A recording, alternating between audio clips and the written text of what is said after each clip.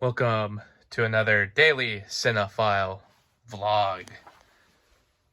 Just thought I would talk about some interesting purchases I made recently. There's a little preview of what's going to be coming in the next Monday movie pickup, along with another pretty cool item I found.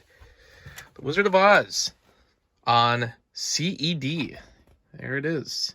Capacitance electronic disc. I don't buy these almost ever. I actually don't have a player for this. I have a Laserdisc player. I try to limit the Laserdiscs I buy, but this one is too cool to pass up. I usually relegate Laserdisc purchases to some of my favorite movies. This one would be one of my favorites. But this is a CED, so hopefully at some point I can get a player just to pop it in, just to see how it works. I've only ever seen one in person. An old teacher of mine actually had a CED player, or at least his father did. So he was able to bring it over and let us try it. But I don't have many CEDs. I have part 1 or 2 of 2001: A Space Odyssey, and then I have this Donald Duck CED, which the disc isn't even on the inside. You can take this plastic sleeve off of the disc because it's not ever meant to be exposed, but there is a way to mess with these corners and get the disc out. Apparently someone got the whole thing out. The disc must have fell out, and then now the disc is no longer in the Donald Duck CED, unfortunately. But this one has the disc inside. I can feel it. No idea if I'll ever get a player. I do also have a Raiders of the Lost Ark CED. Hey, Adam. All right, so let's take a look at these. These I found at an antique store. I never thought I would find something like this. I'd heard of these before. These are 8mm, Super 8mm to be exact. There's a really cool 20th Century Fox logo inside of this clamshell packaging.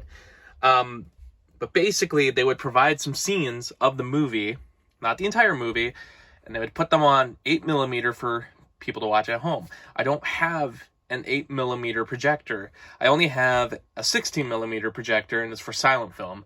I do own some 16mm prints, but nothing of like a full-length movie, just little short films.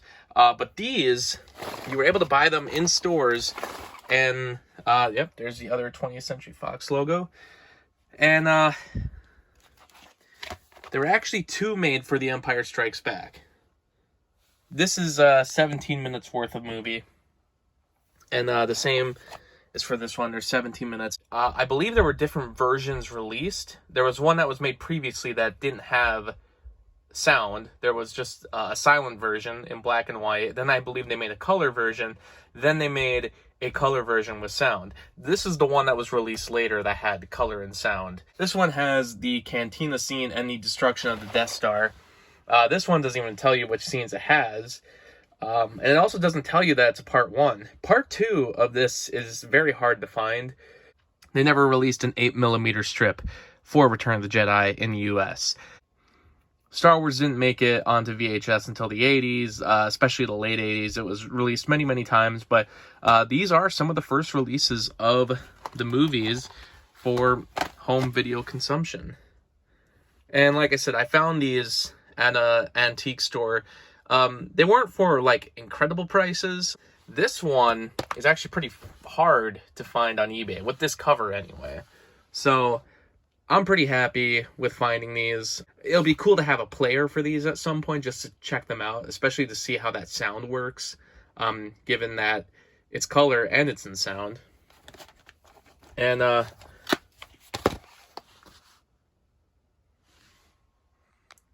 this is very interesting to me because so Star Wars, I mean, like, nowadays we know all the famous characters, all the noteworthy characters, all the characters and scenes that people love. And who's this guy? Just some random looking rhino guy from inside the cantina. You don't know Bomb Vimden when you see him? This dude's name is Bomb Vimden. He probably shows up barely in the background during the cantina scene. And that's who they put on the back. This is astonishing. I mean, they kind of figured it out a little better for Empire Strikes Back, yeah. But the popular characters on, the ones everybody knows. This guy. Brilliant marketing. Yeah, I wish it would tell you which scenes are included, but there you go. Thanks for watching.